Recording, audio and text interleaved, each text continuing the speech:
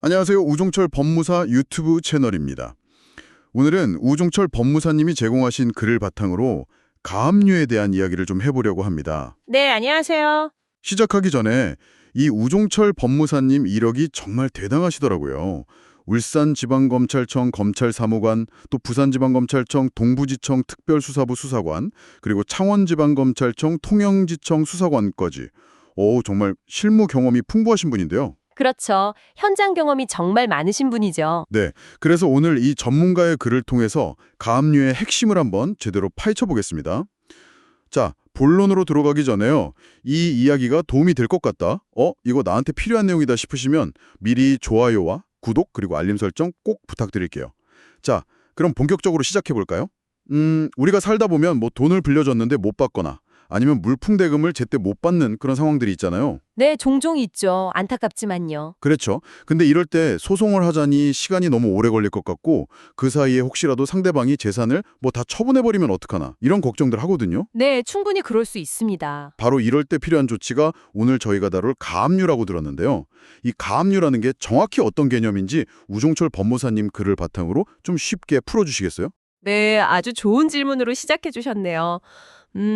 우종철 법무사님 글에서도 강조하고 있듯이 가압류는 기본적으로 돈 받을 권리, 그러니까 금전 채권이죠. 아니면 나중에 돈으로 바꿀 수 있는 그런 채권들. 예를 들면 뭐 물품 대금 받을 권리, 빌려준 돈 받을 대여금 채권, 아니면 손해배상 청구권 같은 거요. 이런 권리를 가진 사람이 나중에 소송에서 이겼을 때 실제로 그 돈을 받을 수 있게끔 미리 좀 대비하는 절차라고 보시면 됩니다. 아, 미리 대비한다. 네. 핵심은 보전에 있습니다. 보전. 보전이요? 그게 구체적으로 어떤 의미일까요? 좀 더 설명해 주실 수 있나요? 네. 소송이라는 게 아시다시피 판결이 확정될 때까지 시간이 꽤 걸리거든요.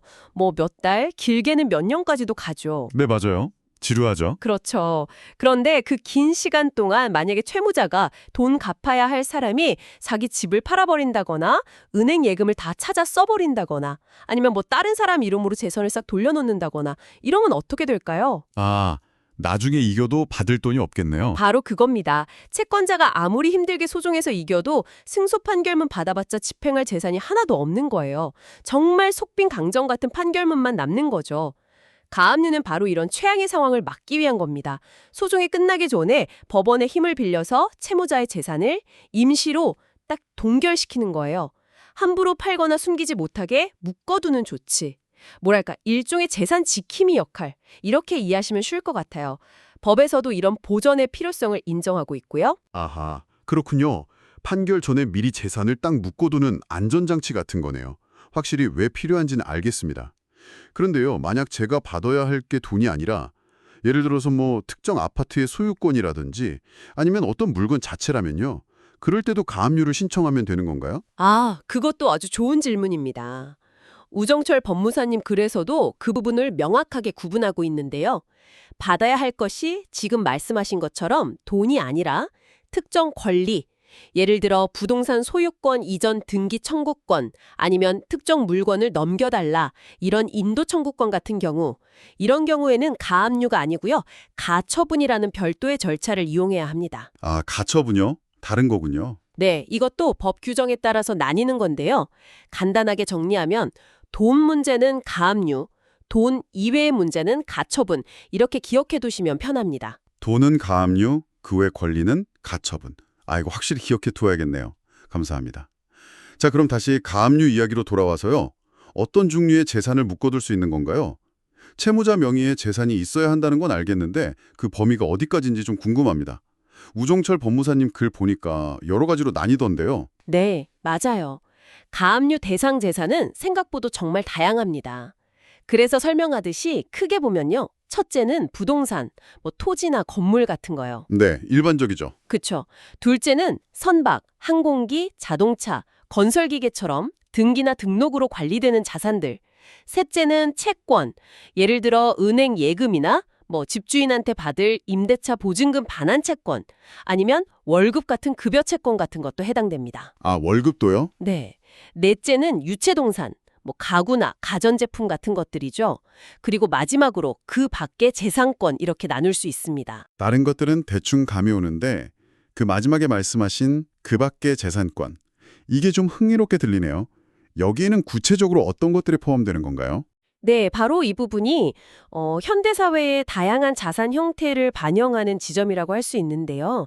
우종철 법무사님 글에 따르면 여기에는 채무자가 제3자에게서 받을 물건, 그러니까 유치동산 인도청구권이나 부동산 인도청구권 같은 권리도 포함될 수 있고요.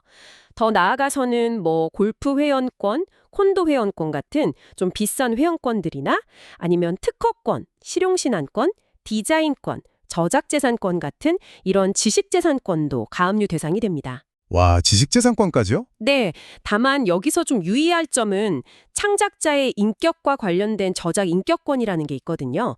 이건 그 성격상 가압류할 수 없다는 점은 기억해 두셔야 하고요. 아, 인격권은 제외군요. 그렇죠. 그뿐만 아니라 뭐 회사의 지분, 예를 들어 사원권이나 조합지분권 같은 거요. 아직 주식으로 발행되기 전의 권리나 뭐 신주 인수권, 또 증권사에 맡겨둔 예탁 유가증권, 심지어 전세권까지도 가압류를 통해 묶어둘 수 있습니다. 세상에? 전세권까지요? 네, 그러니까 이게 무슨 의미냐면요. 만약 당신이 돈을 빌려준 상대방에게 당장 눈에 보이는 뭐 집이나 현금은 없더라도 혹시 가치 있는 회원권이나 특허권 같은 걸 가지고 있다거나 아니면 다른 사람에게 받을 돈, 즉 채권이 있다면 그것들을 가압류해서 나중에라도 채권을 회수할 가능성을 확보할 수 있다는 뜻입니다. 채무자의 재산 형태가 다양해진 만큼 이 가압류의 그물망도 굉장히 넓어졌다고 볼 수 있죠. 정말 상상 이상으로 범위가 넓네요. 회원권이나 특허권까지 묶을 수 있다는 건 진짜 놀랍습니다. 그런데 여기서 글을 읽으면서 이거 정말 중요하겠다 싶었던 부분이 있었어요. 뭐냐면 가압류에 성공해서 채무자의 재산을 딱 동결시켰다고 해도요. 그 즉시 그 재산을 뭐 경매에 넘긴다든지 해서 돈으로 바꿀 수는 없다는 내용이었거든요. 이게 맞나요? 네, 정확하게 보셨습니다. 그게 바로 가압류의 본질적인 한계이면서 또 목적을 아주 명확하게 보여주는 지점입니다. 우종철 법무사님 글에서도 명시하고 있듯이 가압류의 효력은 어디까지나 현상 유지, 즉 채무자가 재산을 자기 마음대로 처분하지 못하게 그냥 동결시키는 데 그치는 겁니다. 딱 거기까지군요. 네, 가압류 결정 자체가 채무자의 재산을 강제로 팔아서 현금화, 이걸 법률 용어로는 환가라고 하는데요. 이 환가할 수 있는 권한을 채권자에게 주는 것은 절대 아닙니다. 그럼 실제로 돈을 받으려면 가압류 다음에는 뭘 해야 되는 건가요? 네, 가압류로 일단 재산을 묶어두는 데 성공했다면 채권자는 별도로 본안소송이라는 걸 제기해야 합니다. 예를 들어서 뭐 빌려준 돈 돌려달라는 대여금 반환 청구 소송이라든지 손해배상 청구 소송 같은 거요. 그리고 이 소송에서 이겨서 돈을 지급하라는 내용의 판결을 받아야 하고요. 그 판결이 더 이상 상소 등으로 다툴 수 없는 상태, 즉 확정되어야만 합니다. 확정 판결이 필요하군요. 그렇죠. 이렇게 확정된 판결문을 가지고 비로소 법원에 강제 집행을 신청할 수 있는 겁니다. 예를 들어 부동산 경매를 신청한다거나 채권 압류 및 추심 명령을 신청한다거나 하는 식으로 그래서 채무자의 재산을 현금화하고 그 돈으로 자기 채권에 만족시킬 수 있게 되는 거죠. 따라서 가압류는 최종 목적지가 아니에요. 채권 확보를 위한 아주 중요한 첫 단추 또는 뭐랄까 중간 정거장 정도? 이렇게 이해하시는 것이 정확합니다. 그렇군요. 가압류는 일단 묶어두는 역할이고 실제 현금화까지 가려면 본안 소송에서 이기고 그게 확정되어야 하는 훨씬 더 긴 과정이 필요하다는 말씀이시네요. 시간과 노력이 더 들어가겠군요. 네, 맞습니다. 자, 그럼 다음으로 넘어가서요. 우종철 법무사님 글에서 가압류의 아주 독특한 특징 두 가지를 짚어주셨는데 바로 밀행성과 신속성입니다. 먼저 밀행성, 이건 어떤 의미인가요? 좀 어려운 말 같은데요. 네. 밀행성, 밀행성. 한자 그대로 보면 은밀하게 진행된다, 뭐 이런 뜻인데요. 가압류 절차의 가장 큰 특징 중 하나라고 할 수 있습니다. 이게 뭐냐면 법원이 가압류 신청을 심리할 때요. 원칙적으로 채무자에게 연락하거나 뭐 의견을 묻거나 하지 않습니다. 채무자한테는 아예 안 물어봐요? 네. 오직 채권자가 제출한 신청서와 소명자료, 그러니까 채권이 있다는 증거, 또 보존이 왜 필요한지에 대한 자료들, 이것만 보고 가압류를 할지 말지를 결정합니다. 그럼 채무자는 완전 까맣게 모르는 상태에서 결정이 내려진다는 건가요? 네, 그렇습니다. 채무자는 보통 자기 은행 계좌가 갑자기 거래 정지된다거나 아니면 자기 집 등기부등본을 떼봤더니 가압류 등기가 딱 찍혀 있다거나 혹은 법원으로부터 가압류 결정문이라는 서류를 받고 나서야 아, 내 재산이 가압류됐구나 하고 알게 되는 경우가 대부분입니다. 와, 이렇게 비밀리에 진행하는 이유는 아주 명확하죠. 왜죠? 만약에 가압류 신청 들어왔다는 사실을 채무자가 미리 알게 되면 어떻게 할까요? 아, 재산을 빨리 빼돌리겠네요. 그쵸. 법원의 결정이 나오기 전에 서둘러서 재산을 팔아치우거나 숨기거나 할 가능성이 매우 높겠죠. 그렇게 되면 가압류 제도의 근본 목적인 재산 보전 자체가 실패하게 됩니다. 그래서 채무자에게 미리 대응할 시간적 여유를 주지 않기 위해서 이렇게 은밀하게 진행하는 겁니다. 이야, 진짜 무슨 영화 속 장면 같아요. 당사자는 전혀 모르게 법적 조치가 취해진다는 점이 상당히 강력하게 느껴지네요. 그럼 다른 특징인 신속성은 어떤가요? 보통 법적 절차는 오래 걸린다는 인식이 있는데 가압류는 왜 이렇게 빨리 진행되는 거죠? 네, 가압류는 그 목적 자체가 긴급한 보전에 있기 때문에 본안 소송과는 비교할 수 없을 정도로 신속하게 처리되는 경향이 있습니다. 우중철 법무사님 글에서도 언급되듯이 일반적으로 신청서가 접수되고 특별한 문제가 없으면 며칠 안에 늦어도 보통 몇 주 안에는 결정이 나오는 경우가 많습니다. 물론 사건 내용이나 법원의 업무량에 따라서 기간은 좀 달라질 수 있지만요. 기본적인 처리 속도 자체가 매우 빠르다는 것이 특징입니다. 며칠에서 몇 주. 정말 빠르네요. 네, 이렇게 신속하게 처리하는 이유도 앞서 말씀드린 밀행성과 다 연결이 됩니다. 본안 소송이라는 그 긴 여정 동안 채무자가 재산을 처분해버릴 위험이 항상 존재하잖아요. 그렇죠. 그 위험을 최대한 빨리 차단해야 할 긴급성이 인정되기 때문입니다. 채권자의 권리가 나중에 가서 실현 불가능해지는 것을 막기 위해서 법원도 가압류 신청은 가능하면 빨리 처리해서 보전 조치를 취해줄 필요성을 느끼는 거죠. 결국 이 밀행성과 신속성이야말로 가압류 제도가 실질적인 힘을 갖게 하는 핵심 요소라고 할 수 있습니다. 채무자 모르게 아주 빠르게. 와, 가압류의 강력함이 정말 느껴지는 대목입니다. 그런데 이렇게 들어보니까 어떻게 보면 너무 채권자에게 유리하게만 보이는 제도 같기도 한데요. 반대로 채무자 입장에서는 좀 불안할 수도 있겠다는 생각이 들어요. 만약에 채권자의 주장이 사실 틀렸거나 가압류 자체가 좀 부당하게 이루어졌다면 채무자는 아무런 방어도 못하고 꼼짝없이 피해를 볼 수도 있는 거잖아요. 네, 맞습니다. 이런 경우를 대비한 장치는 혹시 없는 건가요? 아까 우종철 법무사님 글에서 손해담보 공탁 이야기가 나왔던 것 같은데요. 아주 중요한 부분을 정확히 짚어주셨습니다. 가압류가 채권자에게 강력한 무기인 것은 맞지만 그만큼 남용될 경우에는 정말 억울한 피해자를 만들 수도 있거든요. 그래서 우리 법은 균형을 맞추기 위한 안전장치를 마련해 두고 있습니다. 그것이 바로 담보 제공 명령, 실무에서는 흔히 공탁 명령이라고 부르는 제도입니다. 담보 제공 명령이요? 그게 구체적으로 어떤 건가요? 법원이 가압류 신청을 받아들여서 인용하는 결정을 내릴 때요. 거의 대부분의 경우에 채권자에게 일정 금액의 담보를 법원에 제공하라고 동시에 명령을 내립니다. 아, 채권자한테요? 네, 이 담보는 일종의 보증금 같은 성격을 갖는데요. 만약에 나중에 채권자가 본안 소송에서 지거나 혹은 가압류 신청 자체가 부당했다는 이유로 취소되는 등등 가압류가 결국 잘못된 것으로 밝혀질 경우에요. 그 부당한 가압류 때문에 채무자가 입었을 수도 있는 손해, 예를 들면 재산을 제때 팔지 못해서 입은 손해라든지 사업자금 운영에 차질이 생겨서 입은 손해라든지 이런 손해를 배상하기 위해서 미리 받아두는 돈이라고 생각하시면 됩니다.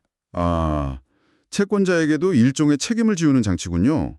그럼 그 담보는 어떻게 제공하는 건가요? 현금으로 내나요? 담보를 제공하는 방법은 크게 두 가지가 있습니다. 법원이 정한 금액을 현금으로 법원의 공탁소에 직접 맡기는 현금 공탁 방식이 있고요. 또 하나는 서울보증보험 같은 보증보험 회사에서 발급하는 공탁보증보험 증권이라는 서류를 발급받아서 제출하는 방식이 있습니다. 실무에서는 사실 비용 부담 때문에 보증보험 증권을 이용하는 경우가 훨씬 많습니다. 그렇군요. 법원은 가압류 결정과 함께 언제까지 얼마를 어떤 방식으로 공탁하라 이렇게 구체적인 명령을 내리는데요. 만약 채권자가 이 명령을 받고 정해진 기간, 보통 한 7일 정도 주거든요. 이 기간 안에 담보를 제공하지 않으면 가압류 신청 자체가 기각되거나 이미 결정이 내려졌더라도 그 효력이 발생하지 않습니다. 아, 담보 안 내면 가압류가 안 되는 거네요. 그렇죠. 그러니까 가압류라는 강력한 권한을 행사하는 대가로 채권자 역시 잠재적인 위험 부담, 즉 담보 제공이라는 부담을 지게 함으로써 부당한 가압류로부터 채무자를 보호하려는 제도적 장치인 셈입니다. 나름의 균형을 잡으려는 노력인 거죠. 자, 그럼 오늘 이야기를 슬슬 마무리해 볼 시간이 된 것 같습니다. 오늘 저희는 우종철 법무사님의 글을 통해 가압류가 정확히 무엇인지 명확하게 알 수 있었습니다. 금전 채권을 확보하기 위해서 소송 전에 미리 채무자의 재산을 임시로 동결시키는 제도라는 점, 그리고 소송 기간 중에 채무자가 재산을 빼돌리는 걸 막기 위해서 꼭 필요하다는 점도 확인했고요. 네, 보전의 필요성이 핵심이었죠. 그렇죠. 또 가압류 대상이 우리가 흔히 생각하는 부동산이나 예금뿐만 아니라 회원권, 지식재산권까지 정말 다양하다는 사실도 알게 됐고요. 하지만 가압류만으로는 재산을 바로 처분, 즉 경매할 수는 없고 반드시 본안 소송에서 이겨야 한다는 중요한 한계점도 짚어봤습니다. 네, 그 부분도 꼭 기억해야 합니다. 더불어서 채무자는 모르게 아주 신속하게 진행되는 밀행성과 신속성이라는 아주 독특한 특징들, 그리고 이런 강력한 조치에 대한 어떤 균형추 역할을 하는 담보 공탁 제도까지 가압류의 여러 면모를 정말 깊이 있게 살펴볼 수 있었던 시간이었습니다. 들어보니 채권 확보를 위한 정말 효과적인 수단인 것 같으면서도 그만큼 신중한 접근과 절차가 요구된다는 것을 다시 한번 느끼게 되네요. 맞습니다. 가압류 제도를 이렇게 쭉 살펴보면요. 법이 추구하는 어떻게 보면 좀 상반될 수도 있는 두 가지 가치. 즉, 채권자의 권리를 신속하고 실효성 있게 보호해야 한다는 요청과 또 아직 유죄가 확정되지 않은 사람, 여기서는 채무자겠죠? 그 사람의 권리를 함부로 침해해서는 안 된다는 어떤 대원칙 사이에서 법이 어떻게든 균형을 잡으려고 노력하는 모습이 잘 드러납니다. 말씀하신 밀행성과 신속성은 전자를 위한 것이고 담보 제공 명령 같은 제도는 후자를 위한 대표적인 장치라고 할 수 있겠죠. 이 둘 사이의 조화가 참 중요하다고 생각합니다. 네, 정말 그렇네요. 균형이 중요하군요. 자, 오늘 논의를 마무리하면서 당신에게 한번 생각해 볼 만한 질문 하나를 던져보고 싶습니다. 우종철 법무사님의 글을 통해 살펴본 것처럼 가압류는 채무자 본인도 모르는 사이에 그리고 법원의 최종 판단이 내려지기도 전에 아주 신속하게 이루어집니다. 이것이 채권 보전이라는 법적 목적 달성에는 분명히 효과적이겠지만요. 과연 이 과정 자체가 관련된 사람들 사이에 어떤 기본적인 신뢰관계에는 어떤 영향을 미치게 될까요? 법적 절차의 이면에 있는 그런 인간적인 관계의 병화, 이 부분에 대해서 한 번쯤 곱씹어 볼 만한 질문이 아닌가 생각합니다. 오늘의 이야기 어떠셨나요? 이야기가 유익했다면 좋아요와 구독, 알림 설정 잊지 마세요.